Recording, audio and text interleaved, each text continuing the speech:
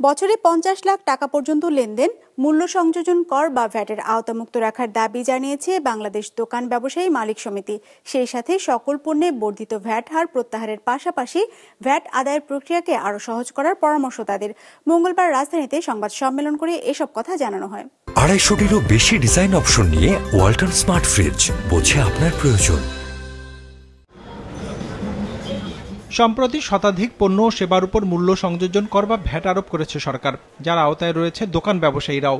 যেখানে বলা হয়েছে বছরে ৩০ লাখ টাকার বেশি লেনদেন করলে ভ্যাট দিতে হবে। এতদিন যা ছিল ৫০ লাখ টাকা, অর্থাৎ ২০ লাখ টাকা কমিয়ে ক্ষুদ্র দোকান ব্যবসায়ীদের ভ্যাটের আওতায় আনা হয়েছে। যদিও উদ্যোক্তাদের দাবি ৫০ লাখ টাকা লেনদেন করা ব্যবসায়ীদের ভ্যাটের আওতামুক্ত রাখার।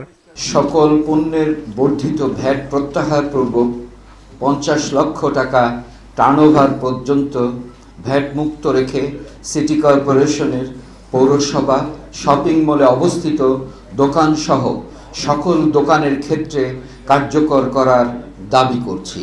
সংবাদ সম্মেলনে জানানো হয়, বর্তমানে বছরে ৮০ লাখ টাকার উপরে লেনদেন করলে ৪.৫% হারে ভ্যাট দিতে হয় সরকারকে, আর ৩ কোটি টাকা পর্যন্ত লেনদেন হলে এই হার দাঁড়ায় ৭.৫%। যদিও দোকান ব্যবসায়ীরা মোট লেনদেনের উপর ভ্যাট না দিয়ে পণ্যের উপর নির্ধারিত হারেই ভ্যাট দেবার দাবি জানান। ওনারা বলছেন যে ৫০ লক্ষ টাকার উপরে যারা, তারা ৮০ লক্ষ টাকা পর্যন্ত তাদেরকে ৪.৫% হারে টার্নওভার, মানে ৮০ লক্ষ টাকা ৪.৫%, আমি এই মাসে যত বিক্রি করছি তার 4.5% হারে আমাকে টোটাল ভ্যালুর উপরে দিয়ে দিতে হবে। কিন্তু এখন আমাকে ভ্যাট যদি 4.5% দিতে হয়, তাহলে 4.5 টাকা দিতে হবে। কিন্তু তাহলে আমি প্রফিট করলাম 50 পয়সা, আমি 4.5 টাকা দিলে তাহলে তো আমাকে এখানে কি আমাকে কিন্তু অসৎ উপায় অবলম্বন করার পথ কিন্তু আমাকে সরকার এবং ভ্যাট কর্মকর্তারাই দেখাই দিচ্ছে। দেশে বর্তমানে ৭০ লাখ দোকান ব্যবসায়ী রয়েছে, যারা ক্ষুদ্র ও মাঝারি শিল্পে অন্তর্ভুক্ত না হওয়ায় স্বল্প সুদে ব্যাংক ঋণ পান না। ফলে ঋণ নিতে হয় ব্যক্তি সুদে। সেই সুদের হার বেড়ে যাওয়ায় অনেক ব্যবসায়ী খেলাপির পথে আছে বলে জানানো হয় সংবাদ সম্মেলনে। এমন অবস্থায় ক্ষতিগ্রস্ত ব্যবসায়ীদের সুদ মওকুফ করে ১% হারে ডাউন পেমেন্টের মাধ্যমে ১৫ বছরের কিস্তিতে ঋণ পরিশোধের দাবি জানান তারা।